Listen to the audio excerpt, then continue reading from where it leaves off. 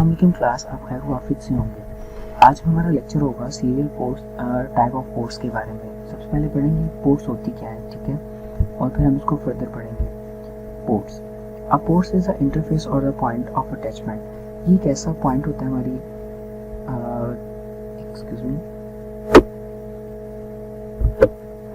बेटा ये हमारे कंप्यूटर्स के अंदर, हमारे डिवाइसेस के अंदर ऐसे पॉइंट्स होते हैं जहाँ पर हम अपनी फर्दर डिवाइसेस को, प्रेफरल डिवाइसेस को कनेक्ट कर सकते हैं, ठीक है। जैसे यहाँ पर लिखा हुआ है, it is used to connect the peripheral devices with computer such as printer, keyboard, mouse. हम अपने कंप्यूटर में जितनी भी चीज़ें कनेक्ट करते हैं, चाहे वो इनपुट है या आउटपुट है, उन्हें कनेक्ट करने के लिए कोई लोकेशन की हमें ज़रूरत है, किसी ऐसी जगह की ज़रूरत है जहाँ पर हम उन चीज़ों को कनेक्ट कर सकें। इस पॉइंट को हम पोर्ट कहते हैं, ठीक है। Each type of the port operation at a certain speed. हर एक पोर्ट की अपनी अपनी स्पीड होती है, ठीक है। कुछ की स्पीड ज़्यादा होती है, कुछ की कम होती है। The speed is measured in kilobyte पर सेकेंड। जो इनकी स्पीड होगी वो केबीज पर सेकेंड, जैसे आप पढ़ के आए थे बिट, बाइट, और इसके अंदर किलोबाइट्स भी होते हैं, ठीक है। और एक किलोबाइट के अंदर 1024 बाइट्स मौजूद होती हैं, ठीक है। और एक एमबी में 1024 केबीज मौजूद होते हैं, ठीक है। तो इस तरह से इनकी स्पीड बढ़ती है। और जो अभी मार्केट में, यानी अभी सबसे ज़्यादा स्पीड प्रोवाइड की जा रही है वो 6.0 है, ठीक है। अब हम आगे चलते हैं टाइप ऑफ पोर्ट्स के पास। हमारे पास है serial ports and parallel ports. अब हम बात करेंगे सीरियल पोर्ट्स के बारे में। बच्चे आपने ना पेपर पॉइंट ऑफ से याद रखना है कि जब सीरियल है, यानी एस वर्ड यूज किया जा रहा है, इससे आपने याद करना है ये सिंगल बिट ट्रांसफर करता है। यानी इसकी स्पीड क्या है, एक दफ़ा के अंदर एक टाइम के ऊपर, सिंगल टाइम पे वो सिर्फ एक बिट ट्रांसफर करेगा, ठीक है। हम इसे पढ़ते हैं। ट्रांसफर करने से क्या मुराद है, वो प्रेफरल डिवाइस से कंप्यूटर तक और कंप्यूटर से प्रेफरल डिवाइस तक लेकर जाएगा। A type of interface that transmits the one bit at a time is called serial port. ऐसी पोर्ट जो at a time, same time पे सिर्फ एक बिट ट्रांसफर करेंगी, वो सीरियल पोर्ट कहलाएंगी। It is usually used to connect the devices that do not require fast data transmission like mouse and keyboard. और हम इनसे उन तमाम तरह डिवाइसेस को कनेक्ट करते हैं जिनको हाई स्पीड की जरूरत नहीं होती, ठीक है। जैसे माउस को और कीबोर्ड को हाई स्पीड की जरूरत नहीं है, इसलिए हम उनको सीरियल पोर्ट के साथ इजीली कनेक्ट कर सकते हैं, ठीक है। इसके अंदर लिखा हुआ है serial port are often known as communication port. इनको कम्युनिकेशन पोर्ट यानी कॉम पोर्ट भी कहा जाता है। Data travels over the serial port at 115 KBs per second, और जो इसकी स्पीड हो सकती है वो 115 केबीज, यानी एक सेकेंड के अंदर 115 केबी को ट्रांसफर कर सकता है, ठीक है। अब हम चलते हैं और बात करते हैं पैरेलल पोर्ट्स के बारे में। The type of the interface that transmit the many bit at a same time is called parallel bits. Parallel port बेटा ऐसी पोर्ट्स जो कि एक टाइम से, यानी सिंगल टाइम के ऊपर मल्टीपल बिट्स को ट्रांसफर कर सकती हैं, ठीक है, एक डिवाइस से दूसरी डिवाइस तक। उनको हम, ऐसी पोर्ट्स को हम कहते हैं, ये पैरेलल पोर्ट्स होती हैं। बेटा पोर्ट्स की ना बहुत सारी टाइप्स भी होती हैं। पोर्ट्स बहुत तरह की होती हैं। अगर मैं आपको दिखा सकूं, हमारे पास क्रोम पर मैंने सर्च किया था, ये देखें, ये जितनी आपको दिख रही हैं ये तमाम तर पोर्ट्स हैं जो कि कंप्यूटर के अंदर यूज़ की जाती हैं, ठीक है। ये देखें, ये वाज़ेह तौर पर बनी हुई है, ठीक है। ओके, टॉपिक की तरफ आते हैं। तो बेटा ये पैरेलल पोर्ट्स क्या है, it is used to connect the devices that transfer the many bit at a time. It require a data transmission like printer and scanner.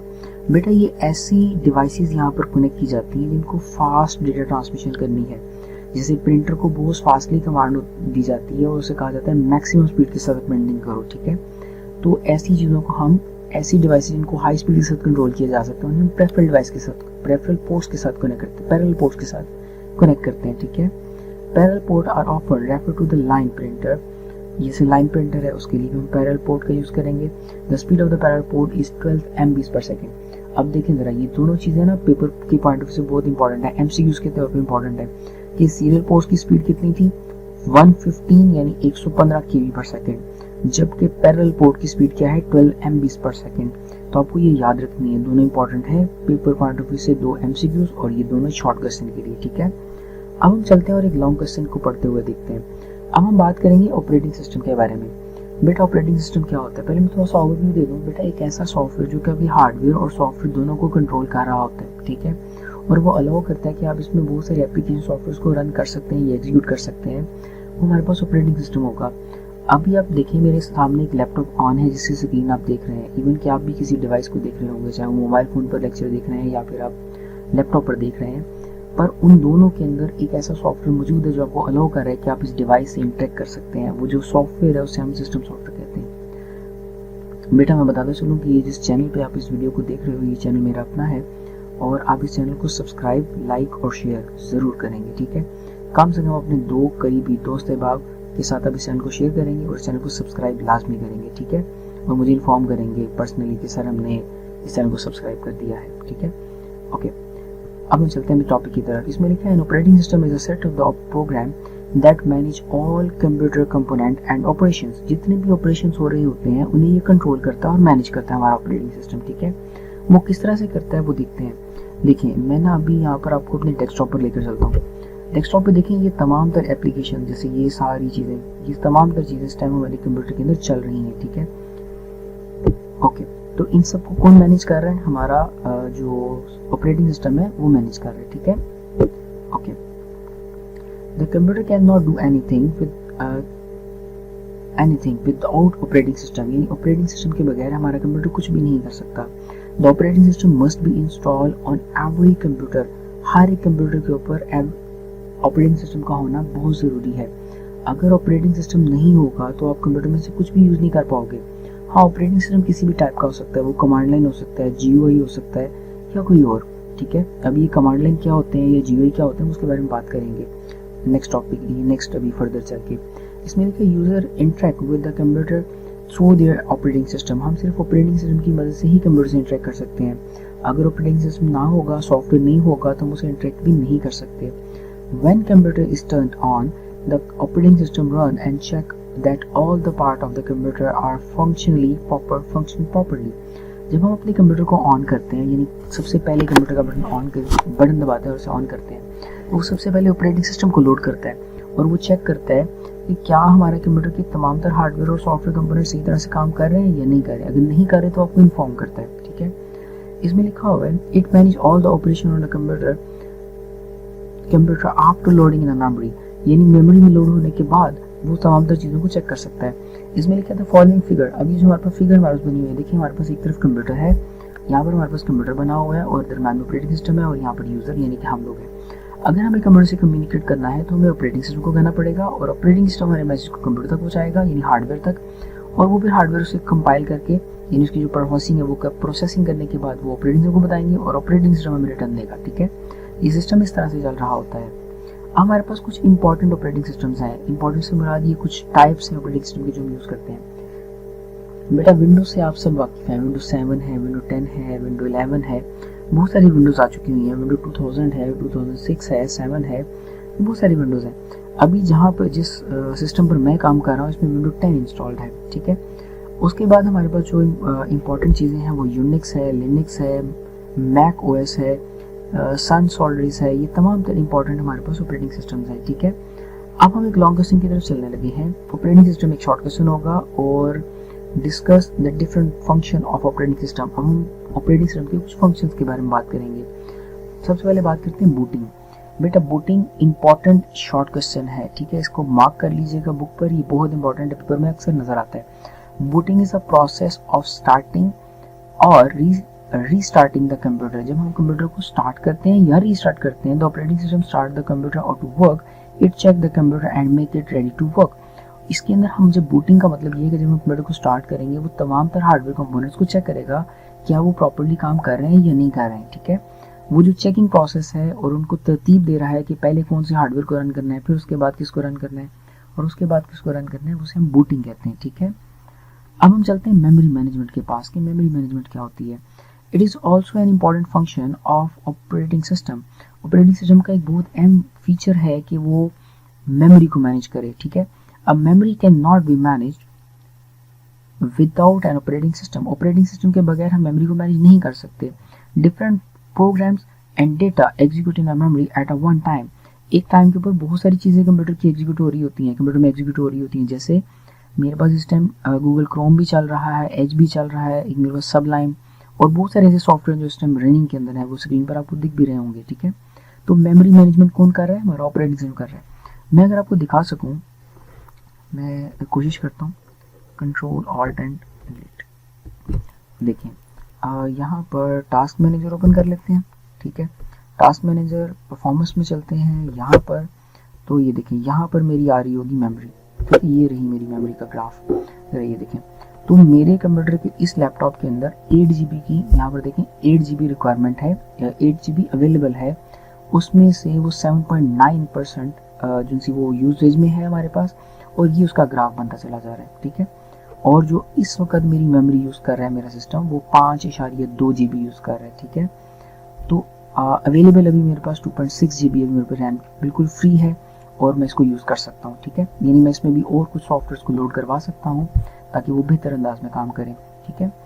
Okay, ये होती है मेमोरी मैनेजमेंट। अब आती है loading and execution. The program is loaded in a memory before it can be execute. किसी भी statement को execute करने से पहले उसे लोड किया जाता है, ठीक है। अभी आपसे पहले मैं सेकंड ईयर को एक लेक्चर पढ़ा रहा था, मैं उसको देखें, ये कोड लिखा हुआ है। हम ना कुछ फेच, डिकोड, इंस्ट्रक्शन वगैरह भी पढ़ रहे थे पहले, ठीक है। वो भी कुछ इसी से मुतल्लिका है, इसमें इंस्ट्रक्शन लिखी गई हैं। अब ज़रा इस पार्ट पर अब गौर कीजिएगा, इस वाले पार्ट पे, ठीक है। मैं इसको दोबारा एग्जीक्यूट करता हूँ, यानी हम इसको लोड कर रहे हैं मेमोरी में, ठीक है।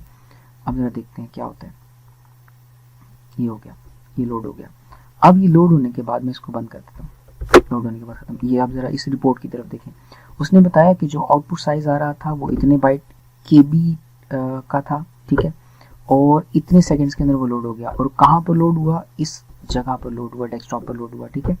तो देखिए उसने मुझे साइज भी बताया, ठीक है। तो ये हमारी मेमोरी को, ये मैनेजमेंट है हमारी, ठीक है। यानी पहले हम उसे लोड कर रहे हैं मेमोरी के अंदर, इतनी मेमोरी में लोड किया और फिर हम उसे एग्जीक्यूट करवाया, ठीक है। एग्जीक्यूट होने के बाद ब्लैक स्क्रीन हमें दिखी थी, और जब लोड हुआ था तो मैं उसने साइज बताया था, ठीक है। अब बात करते हैं सिक्योरिटी के बारे में। Data is an important part, data is an important part of system, computer system की जो अहम चीज़ है उसको हम डेटा कहते हैं, ठीक है। डेटा बहुत अहम होता है, डेटा की बुनियाद के ऊपर डिसीजन लिए जाते हैं, और डिसीजन ही प्रॉफिट या लॉस की वजह बनते हैं, ठीक है। इसमें लिखा है the operating system protect the data stored on a computer. मेरी ना यहाँ पर स्क्रीन पे थोड़ा फ़र्क है तो मुझे स्पेलिंग यहाँ पर पढ़े नहीं गए। On a computer form illegal usages and modification and deletion. कि बेटा हमारा जो सिक्योरिटी सिस्टम है वो बहुत ज़्यादा स्ट्रांग होता है। आपने देखा होगा कि मोबाइल, जब आप मोबाइल फ़ोन ऑन करते हैं तो उसमें भी पासवर्ड लगाया जा सकता है, लैपटॉप ऑन करते हैं उसमें भी पासवर्ड लगाया जा सकता है। जो पासवर्ड लगाने की फैसिलिटी है आपको वो ऑपरेटिंग सिस्टम ऑफर करता है, ठीक है। अब हम बात करेंगे डिस्क मैनेजमेंट के बारे में। Disc management, operating system manage the disc space, it manage the storage file and the folder in the proper way. अब ज़रा देखते हैं, मैं आपको अपने कंप्यूटर में लेकर चलता हूँ और वहाँ पर ज़रा डिस्क मैनेजमेंट देखते हैं। मैं आपको माई कंप्यूटर में लेकर आया हूँ। अब देखिए माई कंप्यूटर मेरे पास यहाँ पर कितनी सारी पार्टीशन है, 1 2 3 4 मेरे पास पार्टीशन है, ठीक है।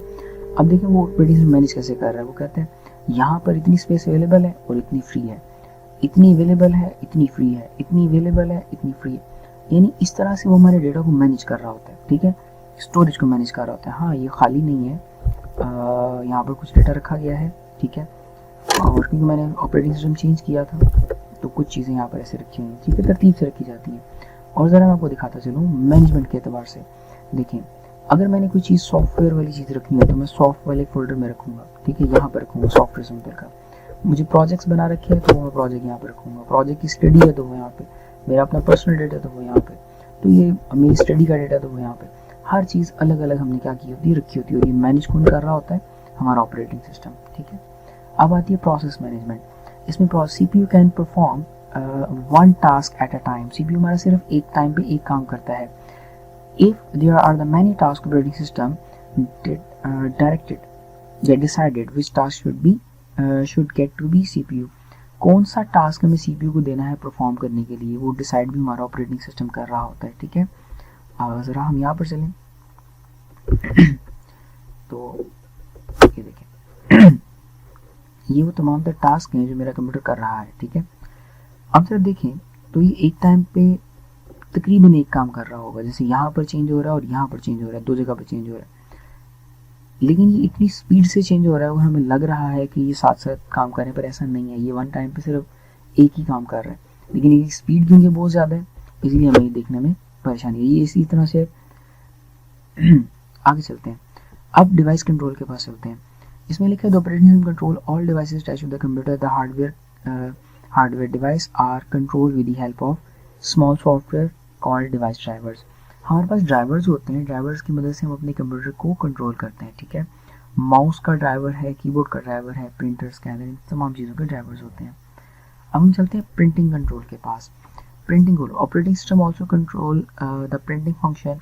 It is the user issues two printing commands at a time. It does not mix the data of these fields and print them separately.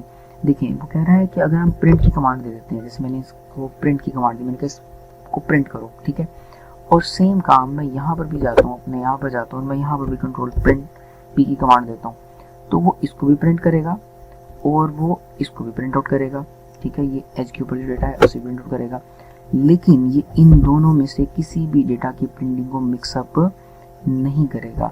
और ये फीचर हमें कौन ऑफर कर रहा है? हमारा ऑपरेटिंग सिस्टम ऑफर कर रहा है, ठीक है.